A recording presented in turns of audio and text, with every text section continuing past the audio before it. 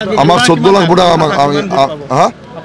কিমান পাম মই এষ্ট্ৰজাৰ নহওঁ কিন্তু মই ফিল্ডত গৈ যদি সবক আন্তৰিকতা যদি তেওঁলোকে মোক সহযোগিতা কৰিছে মই ভাবোঁ বহুত বিপুল ভোটত মই জয়ী হ'ম। এটি ইমানখিনি ক'ব পাৰোঁ। মই কংগ্রেস দলের অভ্যন্তরীণ ভুল বুঝাবুঝি শেষ হয়েছে বললেন প্রার্থী হাফিজ রশিদ আহমদ চৌধুরী। প্রার্থিত্ব লাভ করে প্রথমবারের জন্য হাইলাকান্দি কংগ্রেস কার্যালয়ে উপস্থিত হলেন করিমগঞ্জ লোকসভা সমষ্টির কংগ্রেস দলের মনোনীত প্রার্থী হাফিজ রশিদ আহমদ চৌধুরী। সংবাদ মাধ্যমের সাথে কথা বলতে গিয়ে কংগ্রেস প্রার্থী বলেন, আজকে সভায় কংগ্রেসের বিভিন্ন সেলের কর্মীরা উপস্থিত ছিলেন।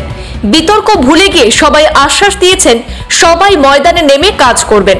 তিনি আরো বলেন, মানুষের জন্য তিনি রাজনীতি করেন।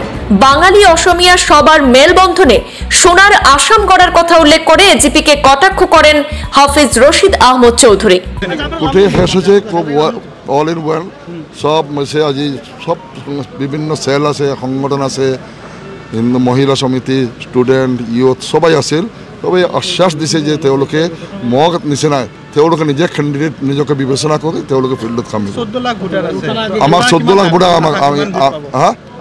কিমান পাম মই এষ্ট্ৰজাৰ নহওঁ কিন্তু মই ফিল্ডত গৈ যদি সবক আন্তৰিকতা যদি তেওঁলোকে মোক সহযোগিতা কৰিছে মই ভাবোঁ বহুত বিপুল ভোটত মই জয়ী হ'ম। এটি ইমানখিনি ক'ব পাৰোঁ। মই কাৰণ যেনেকৈ মই মানুহক দেখিছোঁ মই কিন্তু বেলেগ ধৰণে ৰাজনীতি নকৰোঁ। মই মানুহক ৰাজনীতি কৰোঁ।